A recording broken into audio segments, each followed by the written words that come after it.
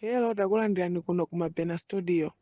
Tabweranso ndi uthenga wina wa mtumiki wathu Twaibu. Mverani uthengawu komanso mutumizire achibale ndi alongo kwina kulikonse kumene ali, kuti nawonso amvere. Tili mu nthawi ino yotsiriza. Nthawi zambiri ndimakhala pa chipanikizo nkayankhidwe ka mafunso ena amene amabwera, amene nthawi zambiri mafunso ake ondipanikizawo akamabwera okhuza ziphunzitso kapena kuti doctrine, zikhulupiriro za m'mipingo zapaokhapaokha. Mafunso ake kayankhidwe amandivuta chifukwa ndi mafunso amene akukhuza dokotirini. Machalichi athu ali ndi madoktirini, ziphunzitso za zikhulupiriro ambiri amaletsa kudya mgonero nthawi ya madzulo, amadya mmamawa. Zikhulupiriro za ziphunzitso ena mgonero omwewu amadya masana 12 koloko kulekeza 3 koloko, mgonero omwewu. Zikhulupiriro za mipingo, ziphunzitso za mipingo. Kuti tonse tatengano baibulo azikhulupirirofe ndikuliyika pakati kuti tizitsatira zimene baibulo lanena.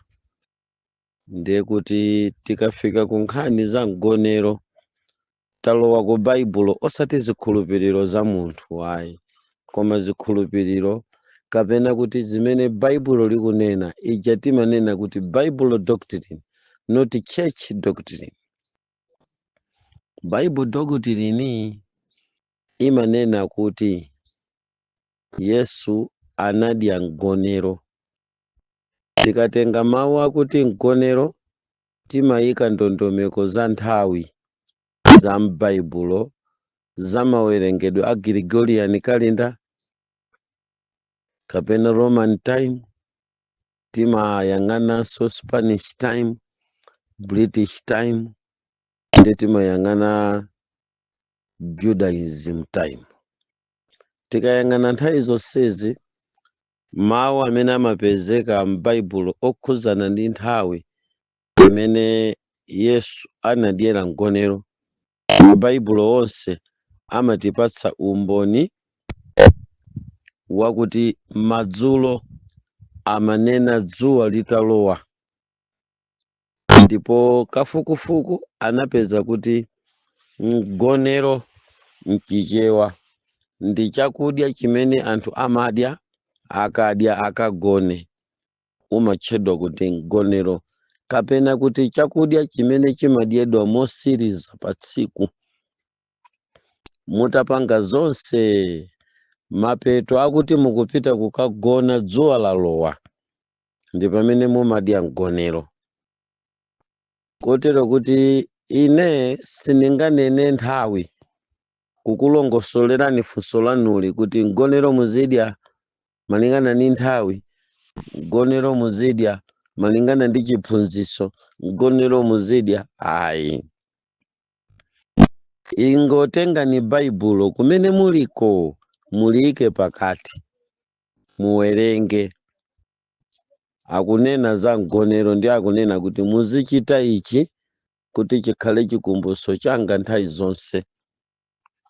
Iniyo mungotenga mgonerowo umadyedwa nthawi yanji, kapena kuti mukati mgonero ndi chakudya cha nthawi yanji. Ngati mungafune kutsatira baibulo, muyika pamene baibulo polanena, chifukwa baibulo layika nthawi.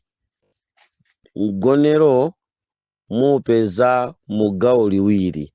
Gawo loyamba mukati mgonero mukunena chakudya chilichonse chimene mumadya mukamakagona. Chachiwiri mawu akuti mgonero akupasani kawerengedwe ka nthawi. nthawi, mgonero, kugona, madzulo, kwada, mgonero. Mukangozitenga zimenezo kungozimatula ndi kuziyika pa mpingo straight, ndiye kuti mupeza yankho la chimene mukufuna kudziwa inuyocho. Koma mukaphatikiza ndi church doctrine ya Seventh Day Adventist, simamulimbikitsa munthu kudya mgonero madzulo, imanena kuti mgonero azidya mamawa. Imeneyo ndi church doctrine. Mukayitenga church doctrine ya mapentekosto, akupasani kuti mgonero muzidya mamawa, ndipo umadyedwa cham'ma 9 koloko mamawa, koma uli mgonero. Mukatenga church doctrine choyambirira chimene ndiye mayi wa madoctrine onse, komanso muyambitsi wodya mgonero mamawa, nda Katolika.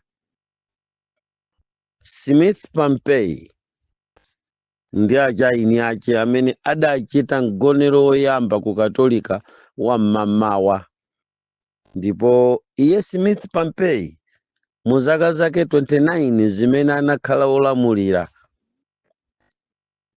wa mu mpaniro ya mabishopu a chikatolika, ngati mtumbi ndi mfotokozi wa kudya mgonero kwa mamawa, kuchosa madzulo a baibulo ndi kuyika mamawa a church doctrine. Iye anautenga mu zolemba zakalekale za ma 1999. Tikati 1999 tikunena nthawi imene Abrahamu anali atasala zaka zochepa kuti abadwe. Mgonero unalipo. Mgonero umenewu unkayendetsedwa ndi kapanero kachina Semiramisi, Tamuzi, Nimirodi ndi kamtundu kawo. Kamgonero ka iwo otsutsa Mulungu kankasogozedwa ndi mzimayi Semiramisiyo, ngati amayi wa milungu. Adawuyika mgonero uja, sudatchedwanso mgonero nkalenkale ayi, unali mwambo wonyema mkate ngati zikumbutso za milungu yawo, ndipo unkachitika mamawa. Zaka zapita zambiri, Abrahamu wapita, Mose wapita, achina Eliya apita, kudzafikira nthawi imene tsopano mgonero uja ukudzatulukanso mchipangano chatsopano. Yesu akuutenga mgonero ndi kuwuyerekezeranso ndi miyambo ya nsembe imene nthawi zonse sinkachitika mamawa koma madzulo. Kotero nsembe zimenezo zinaphatikizidwa ku miyambo yakuti chochitika cha pampingo chikakhuza mwambo wa mgonero chidzichitika madzulo. Yesu mmene amabwera anapeza kale ku Chiroma kani ku Chiyuda kuli mwambo wa mgonero koma wa madzulo.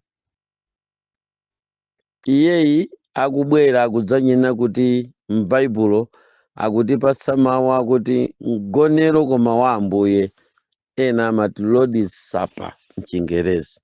Mukanena kuti mgonero wa Ambuye, akufuna kukupatsani kuti nditi kunali mgonero umene sunali wa Ambuye. Ndiye kunali migonero yokwana 6 imene inkatsatidwa masiku amenewo. Pakati pa migonero yonse 6 imene inkatsatidwa, inkatsatanso atsogoleri, atumbi, aini ake zochitika zokhuzana ndi mgonerozo. Kotero kuti migonero imeneyo inkadyedwayo mwanjira ndanenayi sinkatchedwa migonero ayi. Zinali zakudya za misonkhano ya mapwando achikunja ankachitika chakummawa kulekeza 12 koloko masana, mapwando koma achikunja. mukapita m'baibulomu kapena mukapita mu mbiri za anzathu amene adayenda limodzi, laini ina ya akunja, laini ina ya mulungu, ana a mulungu, mukapeza kuti kunkachitika mapwando achikunja, mapwando ena otchedwa Hanukkah holiday. Achina Hanukkah anali ndi mapwandonso awo amene anali kuchitika, koma mapwando ambiri a zinthu zokhuza chikhulupiriro kapena chipembedzo zinkachitika mmamawa. Ndiye pokatengera opembeza achiroma anatenga chikhalidwe cha mapwando amenewo nkuchiyika kukhala pa laini ya nsembe zochitika pakati pa chalichi. Pamene Aroma amabwera mothandizidwa ndi panelo ya nsembe, anakhazikisanso kuti mgonero uja uzidyedwa mmamawa. Mipingo yambiri inatengera khalidwe limenelo la mgonero odya chigawo chakummawa, koma sindiye kuti unkatchedwa mgonero ayi.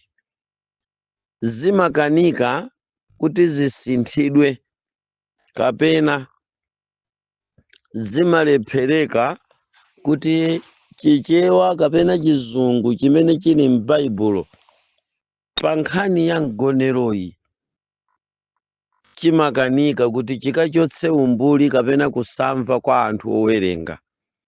Mkati mwa nkhani ya mgonero muli bulangete lochoka ku ziwanda limene limavindikira kumva okupanga kukhala kusamva. Bulangete lochoka kwa Satana limavindikira atsogoleri oona ndi kuphunzira nkuchidziwa chizungu ndi chichewa chimene chinatenga mbali pakalembedwe ka baibulo nkuchipanga kuti chikhale chinthu chosamveka, nkumapanga zimene baibulolo silinalembe.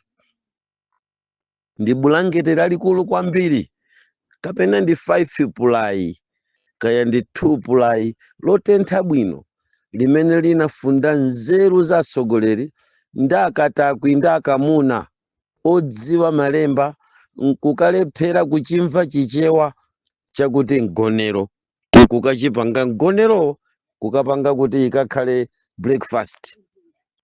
Sindimadziwa kuti nchani amipingo ina, azipembezo zina, azikhulupiriro zina amaseka tukuti pwepwepwe, kuseka kuti ka kuchiseka chikhulupiriro chosamva chichewa, chosamva chizungu.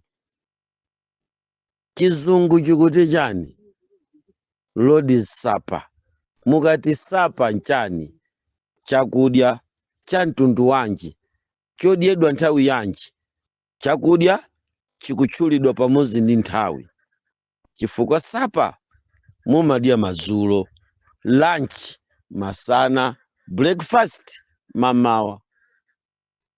Tsono mwambo umene Yesu adachita, adatenga nthawi ya madzulo kuyipanga kukhala imodzi mwa mwambo, uti mwambo wake wakudya mgonero potsatiranso nyengo za nsembe. Musayiwale kuti ngakhale iyeyi anapachikidwa ndi kuchotsedwa pa mtanda madzulo, kachisi chinsalo chake chinang'ambika madzulo, sakumva pati munthu.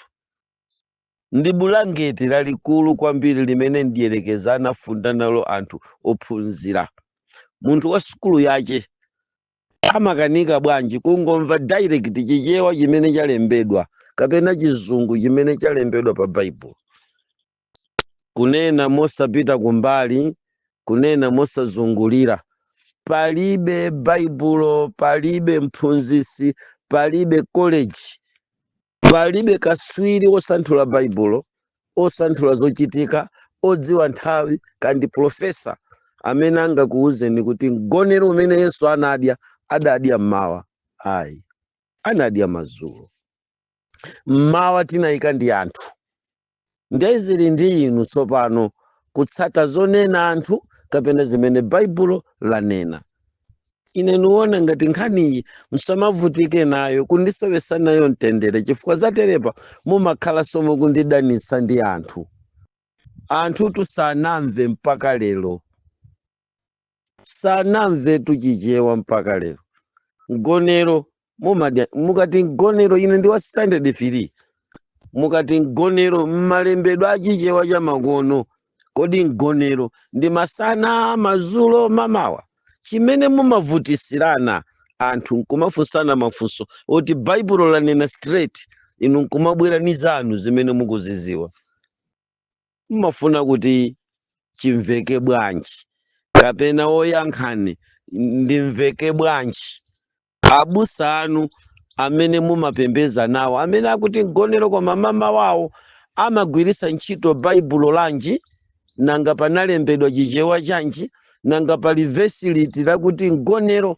unatembenuzidwa nkukhala mamawa kapena atanena Yesu kuti mgonero wa madzulo odyedwa madzulowu anayikaso vesi lina m'baibulo mulimene ife sitiliona lonena kuti basi taleka kudya madzulo sopono tizidya mamawa mulinapo pamene akuti muzidya mamawa unless mutanena kuti uwusi mgonero koma miyambo yachinahanuka imene inachitika nthawi iliyonse imene munthu angafune. Tsono ichi chimwe ndifunsira inemu ndikuwuzeni kuti umenewu ndi mkangano umene anthu a church doctrine amafuna kukangana ndi Bible doctrine. Ine musamandiyikemo mu mkangano umenewu, nditulutseni. Mkangano wa pakati a church doctrine nda Bible doctrine. Bible doctrine ikuti mgonero anadya madzulo malingana ndi chichewa ndi chizungu chili m'Bible. A church doctrine anautenga nkuyika mmawa koma alibe nawo vesi. Musamandipase bize ndi zinthu zoti zilibe mutu uzizitu nzopanda mutu chifukwa chichewa ine ndakupezani ine nuchokera kutali tu kumidima uko mpaka lero achayinyaka zinthu zisimunaziwe chichewa simunachiziwe Chingerezi. Tengani mabuku a Chingerezi mutenge mabaibulo a chichewa mupeze pamene akunena nkhani ya mgonero kuti anawusintha ndikukhala mmawa mundipase pamenepo. So musamandivute uku kungofuna undivuta. Ndayankhaso fusoli chifukwa lili ku inbox kwa munthu muzisunge ku inbox kwanu kwa chimwene izizi musamandisowese nazo mtendere.